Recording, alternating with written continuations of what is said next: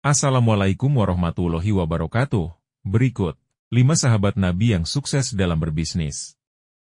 Sepanjang sejarah peradaban Islam terdapat tokoh-tokoh yang memiliki kemampuan yang luar biasa dalam berbisnis. Begitu pula para sahabat Nabi Muhammad SAW, banyak di antara mereka yang menggeluti profesi dan sukses sebagai pengusaha.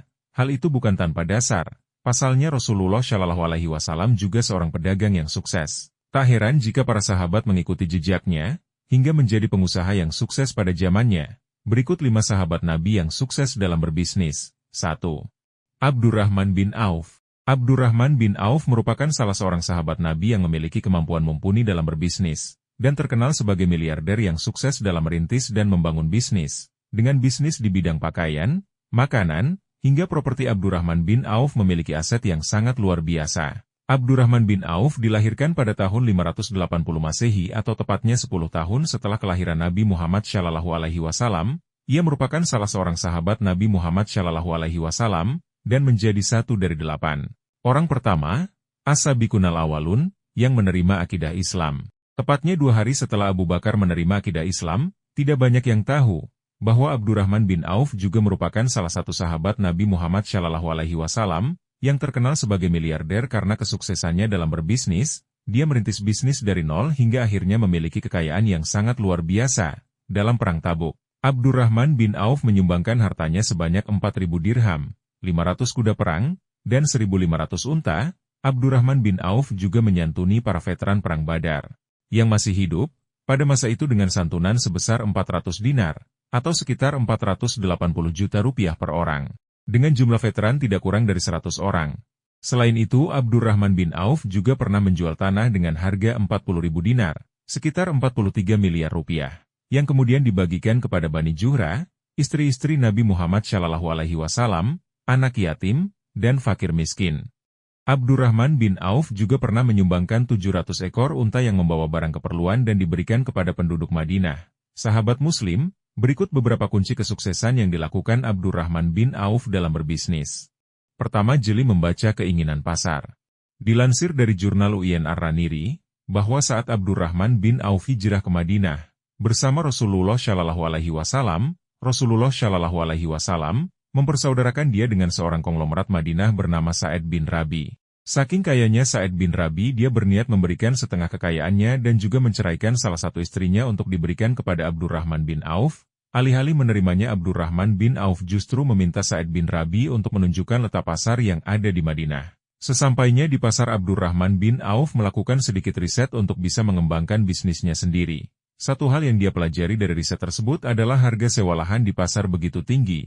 Maka dari itu, Abdurrahman bin Auf lantas menawarkan kerjasama dengan Sa'id bin Rabi untuk mengelola sebidang lahan di samping pasar yang tidak terpakai. Sa'id bin Rabi kemudian membeli lahan tersebut dan menyerahkan pengelolaannya kepada Abdurrahman bin Auf. Lalu oleh Abdurrahman bin Auf, lahan tersebut dibagi menjadi kaveling-kaveling untuk disewakan kembali dengan harga yang lebih murah. Kedua, lebih mengutamakan keuntungan kecil. Abdurrahman bin Auf juga memiliki prinsip bisnis yang jelas, terutama mengenai jumlah keuntungan penjualan. Melansir dari laman Langit 7. Abdurrahman bin Auf tidak mencari keuntungan yang banyak, tetapi ia lebih memilih untuk mendapatkan keuntungan yang kecil. Saat ditanya rahasia dalam mengelola bisnis yang baik, beliau menjawab, "Saya, Abdurrahman, tidak pernah menjual barang yang cacat dan saya tidak berkehendak keuntungan yang terlalu banyak." Allah Subhanahu wa Ta'ala memberkati orang-orang yang dikehendakinya. Dalam riwayat tulisan Al-Ghazali yang berjudul Abdurrahman bin Auf berdagang demi akhirat, dikutip dari jurnal Ar-Raniri. Meskipun marin keuntungannya kecil, namun Abdurrahman bin Auf menjual produk dalam jumlah yang banyak. Meskipun keuntungannya kecil, sebenarnya ia berorientasi pada volume penjualan yang lebih banyak. Menjual produk dengan keuntungan kecil, misalnya Rp1.000, namun dalam jumlah banyak dan terus berkelanjutan, tentunya akan lebih baik dan berdampak pada bisnis. Daripada keuntungan Rp100.000 namun hanya 1 atau 2 produk saja yang terjual. Kesuksesan Abdurrahman bin Auf sebagai pengusaha berbanding lurus dengan kemampuan amalnya. Dia tercatat mampu menyumbang ribuan dinar dalam satu majelis dan bahkan namanya merupakan sosok penyumbang terbesar ketika Rasulullah SAW dan para sahabatnya kekurangan perbekalan dalam Perang Tabuk. Berikutnya, 2. Urwah al-Bariki. Urwah al-Bariki lahir di Barek, Arab Saudi. Ia menjadi sahabat Rasulullah berikutnya yang sukses meniti karir sebagai pengusaha. Salah satu kekuatan yang dimiliki Urwah al-Bariki sebagai seorang pengusaha adalah kemampuan berkomunikasi dan negosiasi dengan relasi serta pembelinya yang sangat mumpuni. Salah satu kisah yang melibatkan kehebatan komunikasi dan negosiasi Urwah al-Bariki adalah ketika Rasulullah menyuruhnya membeli kambing kurban dengan harga 1 dinar. Urwah al-Bariki pun lantas pulang membawa hasil di luar dugaan. Dia membawa 2 ekor kambing dengan harga 1 dinar ke hadapan Rasulullah Shallallahu Alaihi Wasallam. Hal itu dia lakukan dengan kemampuan negosiasinya yang sangat apik. Bukan hanya itu, Urwah al-Bariki juga dikenal sebagai sosok yang mampu menjual barang apapun yang ada di tangannya. Strategi berbisnis yang dilakukan oleh Urwah al-Bariki yaitu 1.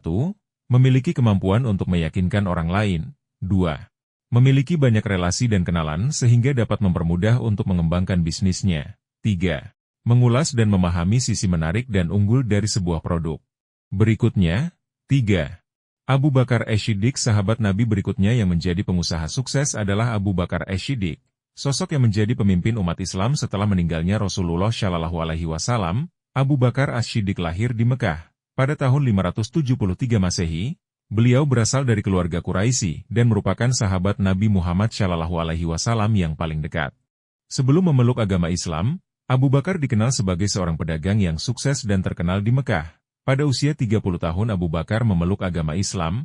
Menurut buku The Khalifah, karya Abdul Latif Tholib, Abu Bakar Ash-Shiddiq dikenal sebagai sosok yang dermawan dan bertanggung jawab. Selama masa kepemimpinannya ia mewariskan posisi khalifahnya kepada Umar bin Khattab dan seluruh pendapatan yang diperoleh selama menjadi khalifah disumbangkan ke Baitul Mal.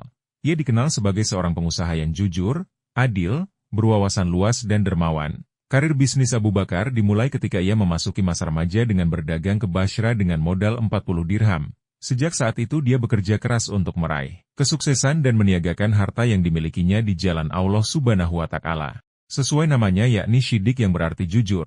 Cara berdagang Abu Bakar disenangi karena dilandasi rasa kejujuran. Sudah semestinya sahabat muslim kita sebagai manusia harus mempunyai kejujuran yang tinggi apalagi dalam menjalankan sebuah bisnis. Karena dengan kejujuran akan menambah sebuah kepercayaan yang tinggi. Berikutnya sahabat Nabi yang sukses dalam berbisnis yaitu 4. Umar bin Khattab. Umar bin Khattab, salah satu sahabat terdekat Nabi Muhammad Shallallahu Alaihi Wasallam dan khalifah kedua dalam sejarah Islam. Umar lahir sekitar tahun 584 Masehi di Mekah. Sebelum memeluk Islam, Umar adalah seorang yang kuat dan tegas. Ia dikenal tidak hanya karena kepemimpinannya yang bijaksana tetapi juga karena keahliannya dalam berdagang. Sejak muda Umar sudah dikenal sebagai pedagang yang sukses dan terhormat di Mekah. Keberhasilan Umar dalam dunia perdagangan tidak terlepas dari kecermatannya dalam berbisnis dan integritasnya yang tinggi. Sebelum Islam datang ia sudah dikenal sebagai pedagang yang jujur. Umar selalu memastikan setiap transaksinya dilakukan dengan adil dan transparan. Lantas hal tersebut membuat dirinya dihormati oleh banyak orang. Salah satu kisah terkenal tentang Umar adalah ketika ia menjadi khalifah. Pada suatu hari, Umar pergi mengunjungi pasar untuk memeriksa harga barang dan memastikan bahwa tidak ada penipuan yang terjadi dengan ketelitian yang tinggi. Umar memperhatikan harga barang dan kualitasnya, serta berkomunikasi langsung dengan para pedagang dan pelanggan. Jika ia menemukan harga yang tidak wajar, Umar akan bertanya kepada pedagang dan memastikan bahwa harga tersebut sepadan dengan kualitas barang yang dijual. Kejujurannya dalam berdagang berlanjut ketika ia menjadi khalifah. Ia menerapkan prinsip perdagangan yang adil dalam pemerintahannya, dan memerintahkan agar tidak ada orang yang menahan barang atau memanipulasi harga. Umar juga menerapkan sistem pengawasan ketat terhadap pasar dan melibatkan pejabatnya dalam memahami perdagangan untuk menegakkan hukum dengan lebih baik. Kebijakan-kebijakan itu bertujuan untuk melindungi hak konsumen dan menciptakan pasar yang adil untuk semua pihak. Warisan Umar bin Khattab dalam dunia perdagangan dan pemerintahan adalah contoh nyata dari sikap adil dan jujur. Prinsip-prinsipnya dalam berdagang dan kepemimpinan terus menginspirasi banyak orang hingga saat ini. Mengajarkan bahwa keberhasilan tidak hanya bergantung pada keahlian teknis saja tetapi juga pada integritas dan kepedulian terhadap sesama. Ketegasan sifatnya membuat Umar bin Khattab menjadi sosok sahabat dan pengusaha yang disegani di Jazirah Arab kala itu. Umar bin Khattab diketahui memiliki ladang pertanian yang luas hingga 70.000 hektar dan ditaksir dapat menghasilkan 160 juta rupiah untuk setiap 1 hektar lahannya. Dan bila dihitung secara manual, Umar bin Khattab dapat menghasilkan kekayaan 2,8 triliun rupiah per tahun atau kurang lebih 233 miliar rupiah per bulannya. Selain ladang pertanian, Umar juga diriwayatkan memiliki 70.000 properti. Menurutnya, bisnis properti sangat baik karena tidak akan menghanguskan uang seketika. Ia bahkan berpesan pada masyarakat untuk mengalokasikan upahnya di bidang properti dibanding sekedar dikonsumsi untuk hal yang kurang bermanfaat. Menurut Kiab Alfih Al-Iqtishadi, Li Umar ibn Al-Khattab Umar memiliki harta kekayaan mencapai 11,2 triliun rupiah. Selain itu, alasan mengapa ia sangat menganjurkan menggunakan uang untuk properti adalah pertama, sahabat kaya raya lewat properti. Kedua, Allah tidak menciptakan bumi yang kedua sehingga harganya semakin mahal. Ketiga, harga properti akan terus naik dan tidak fluktuatif. Keempat, properti adalah bentuk investasi terbaik dan teraman. Kelima, properti punya dua keuntungan, yaitu capital gain dan cash flow. Meski memiliki kekayaan yang melimpah, ia tetap taat kepada ajaran nabinya untuk selalu hidup sederhana. Maksud dari hidup sederhana menurut Habib Hussein bin Ja'far Hadar yaitu meletakkan harta di tangan bukan di hati, sesuai kebutuhan bukan keinginan. Dengan mengamalkan hal tersebut Umar bahkan dikabarkan sampai menangis akibat melimpahnya harta yang ia miliki. Selanjutnya 5. Utsman bin Affan. Utsman bin Affan merupakan sahabat sekaligus menantu Rasulullah Shallallahu Alaihi Wasallam. Utsman bin Affan lahir di Taif, Jazirah Arab, pada tahun 579 Masehi, atau 42 tahun sebelum hijrahnya Nabi Muhammad Shallallahu Alaihi Wasallam, setelah Umar bin Khattab wafat. Khalifah Islam berganti ke Utsman yang menjadi khalifah ketiga dalam Khulafaur Rasyidin. Kiprahnya di dunia bisnis terekam lewat kesuksesannya. Utsman merupakan seorang pedagang kain yang kaya raya. Pada masanya ia dikenal sebagai ahli ekonomi dan memiliki binatang ternak, melebihi peternak lainnya. Di balik kekayaannya, Utsman bukan orang yang pelit melainkan sangat dermawan dan sangat peduli kepada orang lain. Semasa hidupnya ia bukan hanya sebagai saudagar yang dermawan, ia juga turut berjasa dalam hal membukukan Al-Quran. Dalam kisah percintaannya Utsman telah menikahi dua orang putri Nabi Muhammad Shallallahu Alaihi Wasallam, yakni Ruqayyah dan Ummu Kulsum sehingga ia mendapatkan julukan Dzunurain yang artinya pemilik dua cahaya. Semasa hidup Utsman memang sudah berkecimpung dalam dunia bisnis. Di tangan beliau semua bisnis yang dikelolanya selalu saja berkembang dengan baik. Mungkin inilah bukti kalau orang yang dermawan selalu diberikan rezeki yang berlimpah. Pada suatu hari pernah dikisahkan pada era Abu Bakar As-Siddiq telah terjadi krisis besar yang menimpa umat Islam. Kekeringan panjang melanda dan membuat banyak kaum muslim menderita banyak lahan pertanian yang tidak menghasilkan apa-apa. Allah Subhanahu wa Ta'ala berfirman dalam Quran surat Al-Baqarah ayat 155 yang artinya, dan sesungguhnya kami akan beri kamu ujian dengan sebagian dari ketakutan, dan kelaparan dan kekurangan, harta dan jiwa dan buah-buahan dan beralih kabar gembira kepada mereka yang sabar. Di saat inilah, salah satu bentuk kedermawanan Utsman bin Affan terbukti. Ketika kapal-kapalnya berlabuh yang mengangkut komoditas pangan, para pedagang dan broker pun mencoba menawarkan harga berlipat ganda, bahkan hingga 10 kali lipat dari harga biasa. Namun Utsman menolak. Ada penawaran lebih tinggi daripada itu, kata Utsman. Para broker mengeluh. Siapa yang berani membeli lebih tinggi dari tawaran kami? Allah Subhanahu wa Ta'ala memberikan tawaran 700 kali lebih tinggi, jawab Utsman.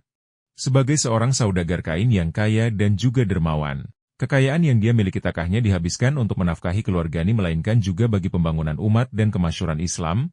Prinsip Utsman bin Affan sebagai pengusaha adalah terus memberi dan membantu saudaranya karena Allah Subhanahu wa Ta'ala, tanpa berharap imbalan apapun serta tidak banyak menghitung harta yang dimiliki, karena sadar itu semua merupakan titipan Allah Subhanahu wa Ta'ala. Dengan melihat jejak para sahabat Nabi semoga kita dapat mengambil manfaat dan pelajaran di dalamnya, terutama ketika kita akan memulai sebuah bisnis atau usaha.